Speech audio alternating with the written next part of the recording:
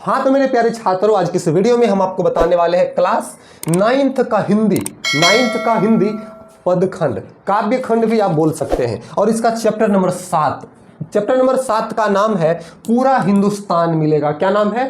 पूरा हिंदुस्तान मिलेगा, chapter number 7। इससे पहले हम चैप्टर नंबर 6 तक उधर काव्य गद्य खंड पूरा बताए हुए हैं। तो इस वीडियो में गोधूली भाग 1 क्लास 9th का ये हिंदी का बुक है और इस वीडियो में हम आपको सबसे पहले तो अर्थ समझाने वाले हैं, फिर इसके सारे प्रश्न का उत्तर देने वाले हैं। तो चलिए शुरू करते हैं। वीडियो को लाइक करके सब्सक्राइब कर लीजिए। अगर आपको पीडीएफ चाहिए तो आप हमारे टेलीग्राम चैनल से जरूर जुड़िए, लिंक डिस्क्रिप्शन में। तो चलिए शुरू करते हैं। तो ध्यान दीजिएगा, हमारा चैप्टर शुरू होता है, इसी जन्म में इसी जीवन में हमको तुमको मान मिलेगा, गीतों की खेती करने को पूरा हिंदुस्तान मिलेगा।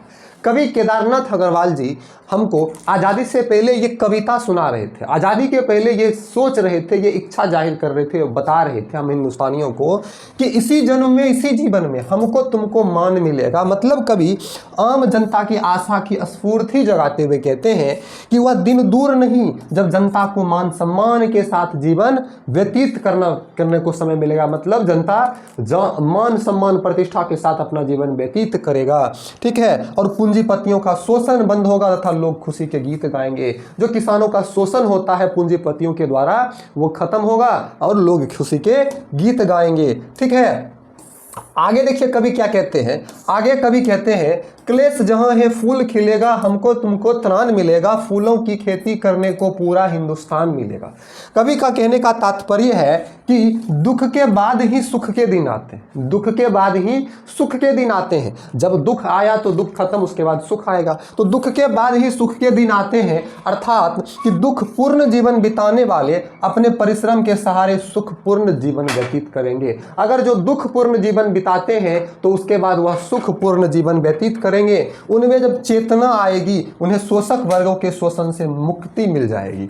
चेतना आने का मतलब क्या है? जब हम पर किसी का राज चलता था अंग्रेज के समय में, अंग्रेज शासन करते थे, लूटते थे, बेईमानी करते थे, ठगते थे, तो सोचिए उस समय जनता भारत की अशिक्षित थी। उन्हें लगता था भगवान आएंगे और एक दिन हम लोग को बचाएंगे, जैसे रामायण महाभारत में।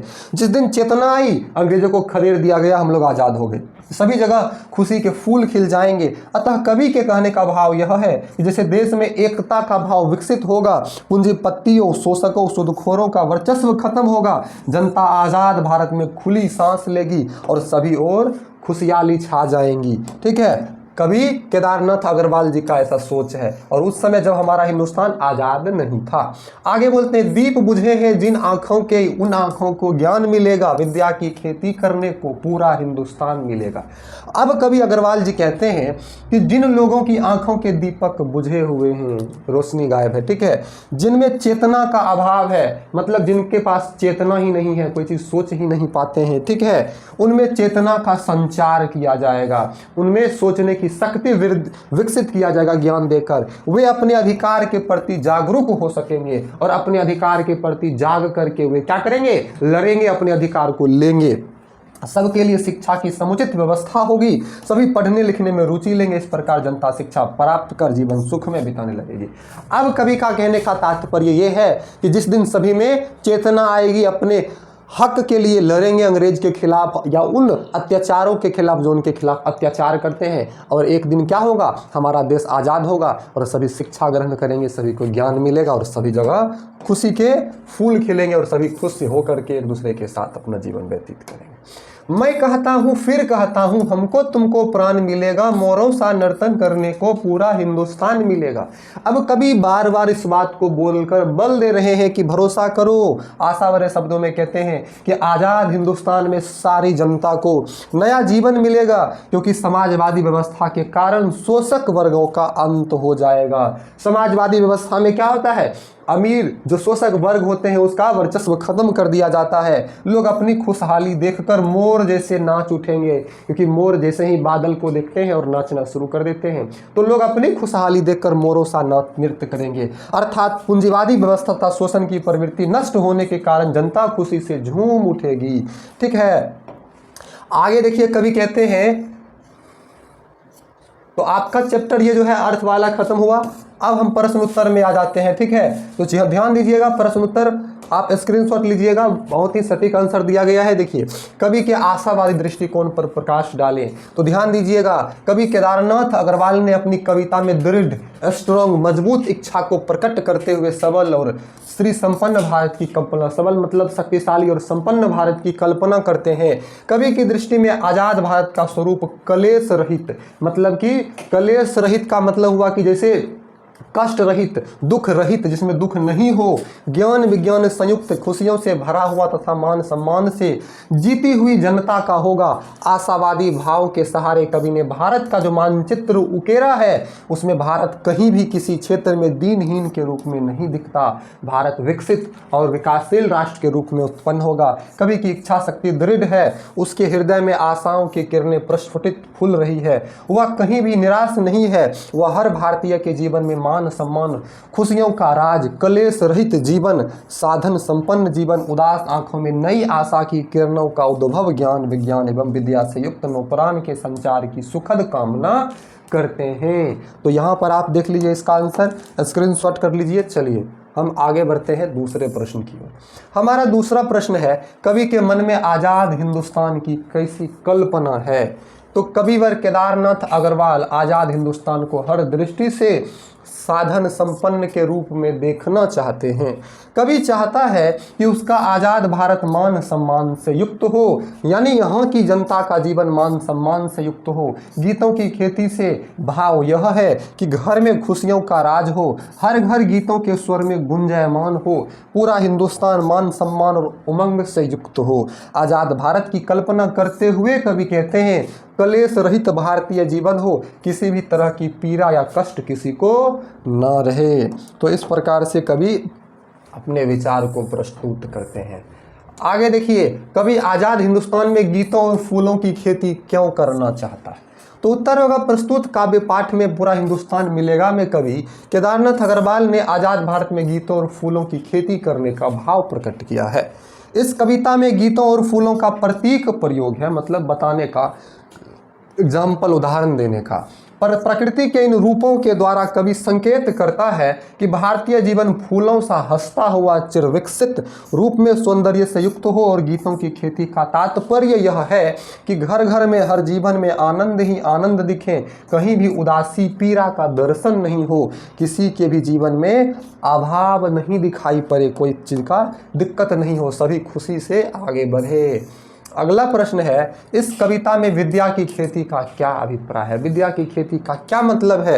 तो कवि के कहने का भाव यह है कि विद्या की खेती घर घर हो, और मूल भाव यह है कि हर नागरिक सुशिक्षित, अच्छा से शिक्षित विद्वान बने, घर घर में विद्या और ज्ञान प्रकाश की किरणें पहुंचकर नया जीवन प्रदान करें। बिना ज्ञान के या विद्या के यह जीवन अंधकार में हो जाता है। अतः इस अंधकार और मूढ़ता से मुक्ति के लिए ज्ञान की साधना और विद्या का प्रकाश घर घर में पहुंचे, यही कवि की कामना है। यहाँ आशावादी दृष्टिकोण का दर्शन होता है। आशावादी मतलब कोई चीज़ का हम लोग आशा करते हैं कि वो होगा।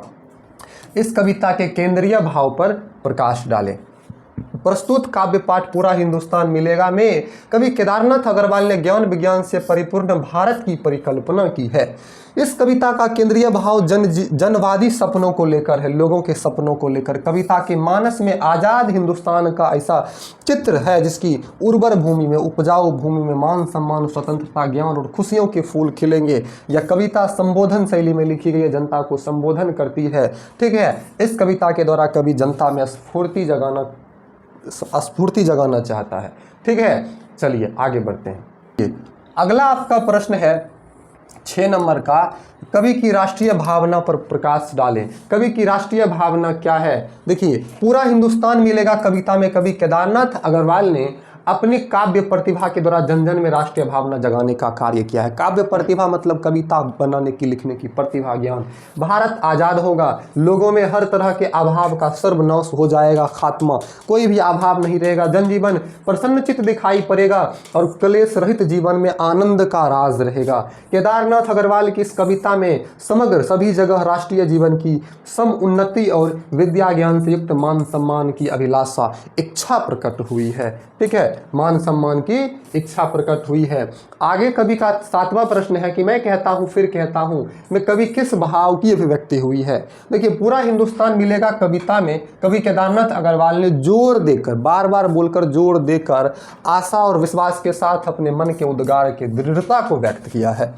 कवि कहता है कि जब आज़ाद हिंदुस्तान होगा तब हर जन में नव प्राण का संचार होगा, खुशियों एवं श्री संपन्नता से परिपूर्ण जीवन अभाव मुक्त रहेगा, किसी भी प्रकार का कोई ताप नहीं रहेगा। इसी कारण कवि विश्वास के साथ कहता है कि अपना भारत, सबका भारत, सबल भारत और श्री संपन्न भारत होगा, जहां भुखमरी, बेकारी, बेरोजगारी का दर्शन भी नहीं होगा। कवि का ऐसा सपना है और आज देखिए कवि का सपना पूरा हुआ, पर कुछ चंद नेताओं के वजह से ऐसी कैसी समस्याएं बीच बीच में आ जाता है।